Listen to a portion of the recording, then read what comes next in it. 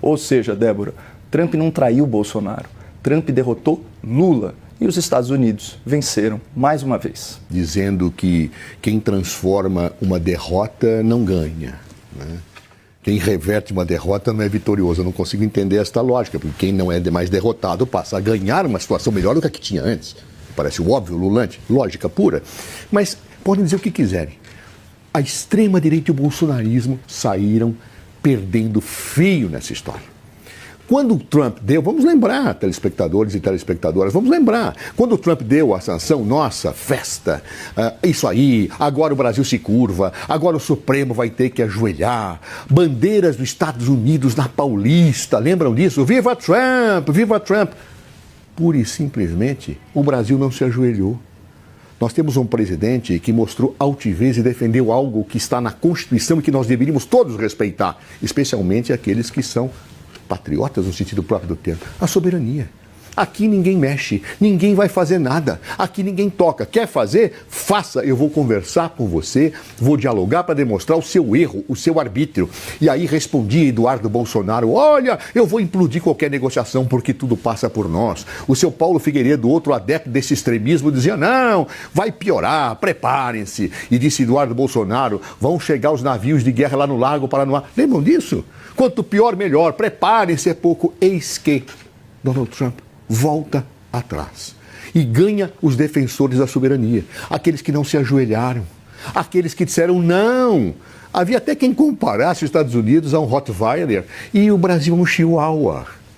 Não, o Chihuahua mostrou seus dentes e falou, aqui não, e não vieram. Não conseguiram. E aí perceberam a bobagem que estavam fazendo. Por quê? Porque afetou a própria economia dos Estados Unidos, as sanções. Aplicar a lei Magnitsky num magistrado que não tem nada de terrorismo é a desqualificação absoluta desta lei. E Donald Trump recuou. Recuou sem que tivesse tido nenhuma vitória naquele texto que fundamentou a sua decisão. O que ele dizia? Que Alexandre de Moraes teria que ser punido justamente porque ele é um arbitrário e era necessário que o Brasil voltasse atrás. Isso não aconteceu. Ou seja, quem recuou foi os Estados Unidos da América. Ou será que é difícil a gente perceber isso? Posso empregar a retórica que eu quiser. Até dizer que eliminar derrotas não são vitórias.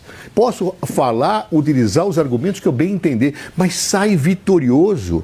Não só o presidente Lula, mas todos aqueles que não se curvaram ao poder imperial daqueles que nos querem ver de joelhos como uma republiqueta das bananas. Porque, infelizmente, muitos brasileiros queriam isso.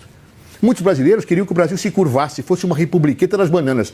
Talvez, se Jair Bolsonaro fosse o presidente da República, ele apoiasse inteiramente a situação. Olha, vamos punir sim, vamos deixar os Estados Unidos invadir aqui as nossas situações internas, vamos lá. Porque, afinal de contas, há pessoas que se fazem respeitar e há outras pessoas que, para salvar sua pele, se humilham. Lula enfrentou, por exemplo, o Moro de peito aberto, com dignidade.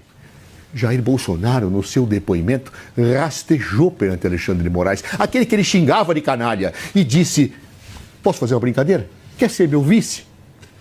Há uma diferença substantiva entre aqueles que têm dignidade institucional e aqueles que abrem mão de tudo, inclusive da defesa da sua pátria, e se dizem patriotas, para tentar salvar a própria pele. Desmoralizaram-se. Eduardo Bolsonaro está desmoralizado, seu Paulo Figueiredo está desmoralizado, aqueles que aplaudiram aquilo que Donald Trump ia fazer estão desmoralizados e agora tem que encontrar uma saída retórica. A retórica é livre, as palavras são soltas ao vento e justificam qualquer coisa. Eu posso dizer até que isto aqui não é uma caneca, que isso aqui é uma espaçonave. Agora, para que eu demonstre isso, eu tenho que fazê-la voar. E aí fica difícil os bolsonaristas demonstrar que ganharam nessa. Perderam, e perderam feio.